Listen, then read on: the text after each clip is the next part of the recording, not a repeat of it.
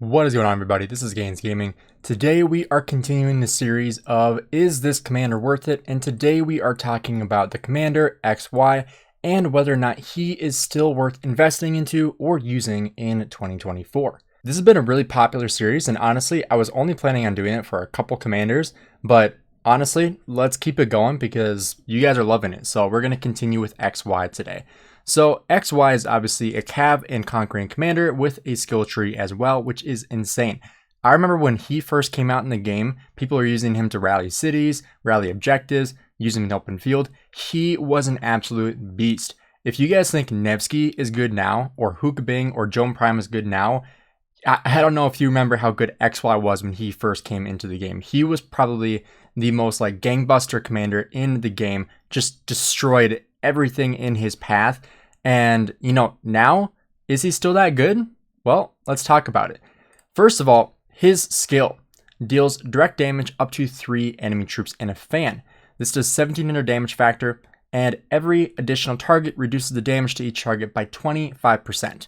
Now, that might sound a little funky to you, because typically that number is 15%.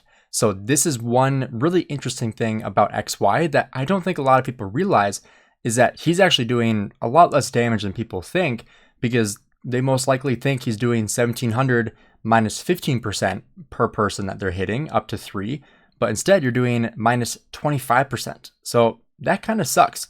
But troops hit by the skill do lose 30% defense for 3 seconds.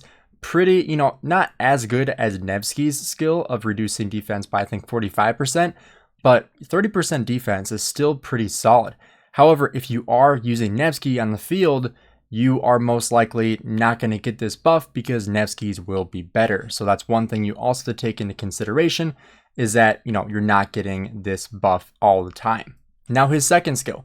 This commander's cav units gain up to 40% attack and 15% march speed. Now this is awesome because, cavs are already fast, but having faster cavs is even better because that means you can catch literally everything, even really fast infantry. Now, whenever their troop is hit with a basic attack, cav units in their troop have a 20% chance to gain an extra up to 25% march speed for 3 seconds. Now, this is really nice when you're trying to run away from combat because, you're able to get away much faster with a 25% boost plus the additional 15%. That's giving you like a Belisarius boost right there. So really good for being able to get away from combat too, which, we'll get into more of his kit here, but you'll see XY, he's kind of like, I would consider him like a Genghis Khan 2.0, where he's pretty much like a glass cannon. And now we have Hookabing, which is honestly like XY 3.0. And so, he doesn't do AoE, but he's, very similar to XY. But here we go, third skill. This is a single amount of damage. But if this commander's troop is attacking a city or a stronghold, their troop deals up to 5% more damage, which is really nice. That's why he was so good against, cities and different strongholds. And then whenever their troop launches a basic attack, has a 10% chance to deal extra direct damage to the target, up to damage factor 400. Again, only to cities and strongholds. So this is not for the open field whatsoever, which is always a downside for commanders like this because, you'd like to have all 4 skills for the open field, but, he is a conquering commander. So he is going to have, skills that are going to be good for attacking strongholds and cities. Now his fourth skill. While this commander's troop is on the map, its active skill costs up to 50 less rage to use. Now, this is a really interesting skill because not many commanders have this kind of utility, because this just means that you can do more active skills faster.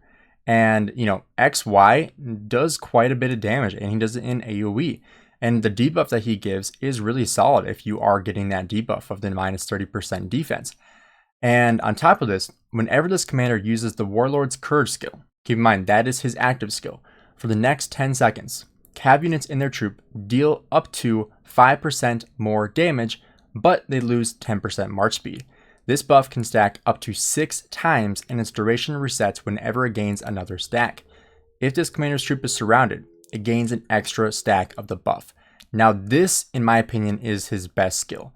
This means that when you are in a murder ball, every single time that you are using your active skill, you are increasing the amount of damage that you are doing substantially. 5% cav damage bonus is pretty insane, especially from a commander that's doing already quite a bit of damage of, 1700 times 3, obviously minus 25% for each one, but still tons and tons of damage.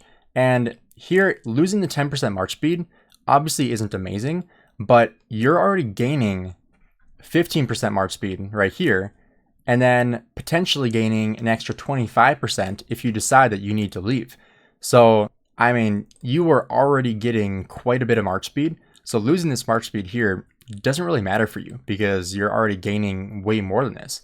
So the march speed is pretty much irrelevant here, but doing up to 5% more damage and stacking up to 6 times, so up to 30% cav damage bonus.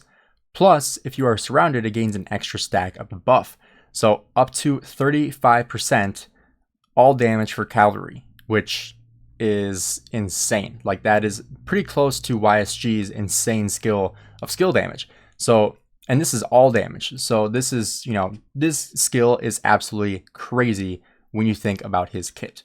Now, when we go into his expertise, this commander's troop deals 10% more skill damage. Like, seriously, that's all you need. 10% more skill damage. Awesome. Now, also, whenever this commander's troop receives a buff that increases its rage recovery speed, it gains an extra 10% bonus to skill damage dealt for 3 seconds. This is just crazy. So if you are using any troops that will buff your other troops' rage, such as Trajan or Joan or Mulan, any of these commanders are going to increase the rage of your other troops. Or if other people in the field are using those commanders and your troop gets buffed by their troops, you are gaining the extra 10% bonus to skill damage, plus the additional 10% here. So this is why XY is just like, that's why he's called the glass cannon, because he does so much damage. Like, if you thought Khan was strong back in the day, like, XY is substantially stronger than him.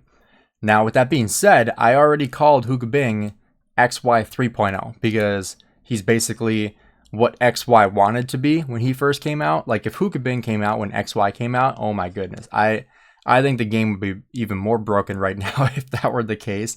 They put out a commander as strong as Hugo Bing in place of XY, because, XY was really strong in his time, and he is still a strong commander, but, there's just tons of different options out there. And so now that begs the question, is he worth investing into? And I think it requires a very, very niche account to consider investing in XY in 2024. And the type of people that would consider investing in XY are going to be people that are fielding at least 3 cavalry commanders. Now, with that being said, we are getting new cavalry coming into the game within the next couple of months, I would presume. And so I would strongly encourage you not to invest in any cav commanders right now, unless you're going into a new KVK tomorrow kind of thing, or within like the next month, and you're like, I need to have something because I don't have a cav march right now. Then you can consider, investing into Nevsky, investing in a Joan Prime, Hugo Bing, but XY isn't going to be in that tier list. And so XY is going to be like a third pairing commander. Your top 3 are obviously going to be Joan Prime, Hugo Bing, and Nevsky. Those are your top 3 commanders. The next 2 are going to be William and XY. William is a secondary commander to just about anybody, and he's going to do amazing. XY pairs really well with William. And so if you wanted to run an XY William pairing, you absolutely could. But you also could run a Nevsky William. You could also run Hugo Bing William. You have a lot of different options. And so I would say if you are going to field 3 cav marches, then XY is in the cards. And if you're not, I don't think he is. I mean, yes, he's a strong commander, but there are much, much stronger. Like, I can already name 4 that are stronger than him that I would rather have over XY. And you can see I've invested some stuff into XY. I have him level 60. I have him 5211. Obviously not a ton into him, but I was like, yeah, maybe I'll use him.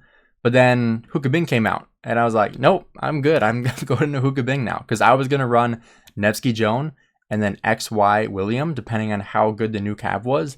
And the new cav was substantially better than XY. And so I went for Hugo Bing, obviously. And so, we might have the same thing come in with the new cavalry that comes in the game. Maybe we have one that's, stronger than Nevsky, that you replace Nevsky. Who knows what we're going to see? I have no idea. Maybe we have a new secondary commander that replaces William.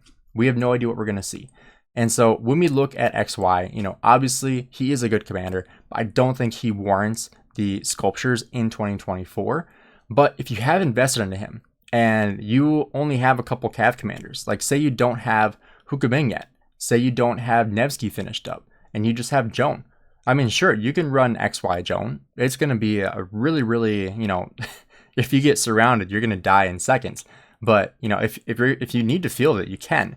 Obviously, it's not the best case scenario, but he is still usable in the field. 100% still usable, but not the most optimal.